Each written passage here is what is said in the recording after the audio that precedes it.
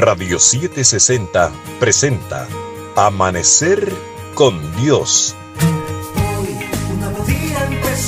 Un espacio que nos equipa para enfrentar el día a día, inspirados en la verdad de la palabra de Dios, desafiándonos a vivir a plenitud, alumbrados por las verdades bíblicas y las promesas que como hijos nos pertenecen.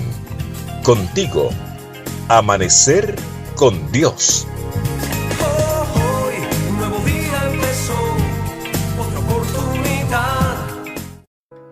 Bienvenidos a Amanecer con Dios. En la última parte de Primero de Reyes 18, Elías enfrentó la idolatría de Israel y retó a los profetas de Baal a demostrar cuál era el Dios verdadero, si Baal o Jehová. En aquella confrontación espiritual, lo primero que hizo Elías fue reprochar al pueblo su pecado de mezclar el culto a Dios con el de Baal. ¿Hasta cuándo claudicaréis entre dos pensamientos?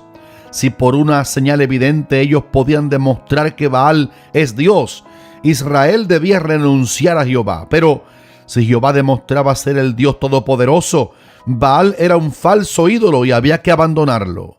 Un reto parecido le hizo Josué al pueblo. Y si mal os parece servir a Jehová, escogeos hoy a quién sirváis, pero yo y mi casa serviremos a Jehová. Josué 24:15. Segundo, el reto de Elías demostró que el poder de la oración es más grande que la ventaja numérica de la idolatría. Entre los profetas de Baal y de Acera había 850, como aparece en el versículo 19, mientras Elías allí era el único profeta de Jehová. Pero la diferencia gloriosa estaba en que la base de aquella confrontación era la oración. Tras preparar el sacrificio se debía orar al Dios al que correspondía el turno. El Dios que respondiera por fuego, ese era el Dios. Cuando estés en desventaja, hermano, ora. Y cuando ores, apela al sacrificio expiatorio de Cristo. Entonces nunca serás avergonzado. Tercero, la treta representaba tres posibles alternativas. Si ninguno respondía, Israel podría declararse ateo. Si los dos respondían, Israel podría seguir adorando a los dos. Esto es politeísmo. Y si uno solo respondía, ese debía ser considerado como el único Dios verdadero. Nuestro Dios no solamente es omnipotente, sino también capaz de obstaculizar artificios de la hechicería. Así aconteció en el Monte Carmelo. Tercero, en el Monte Carmelo aprendemos que lo estridente de un clamor vacío no mueve la mano de Dios. Por ejemplo, los mensajeros de Baal se mostraron fastidiosos. Su única oración era: Baal, respóndenos. Además, su clamor fue extremadamente ruidoso. Clamaban a grandes voces hasta que Elías, burlándose, les decía: gritad en alta voz. Junto a ello, hacían papeles ridículos al andar saltando cerca del altar. También se sajaban con lancetas y cuchillos hasta chorrear la sangre. Esto podría tener el sentido de excitar la compasión de Baal, pero la Biblia dice: no hubo ninguna voz, ni quien respondiese ni escuchase. Ahora miremos lo que hizo Elías para ver la respuesta de Dios. El primer paso que dio fue arreglar el altar de Jehová que estaba arruinado.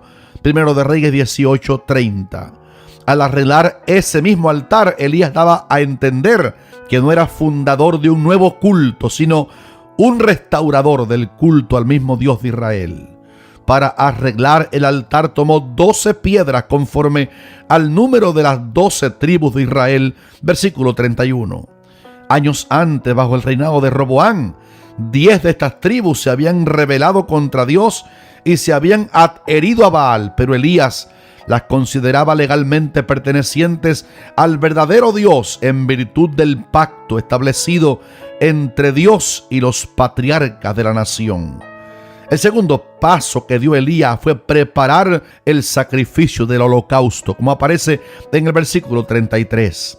Si ofrecemos nuestros corazones a Dios sinceramente, Él encenderá allí un fuego santo.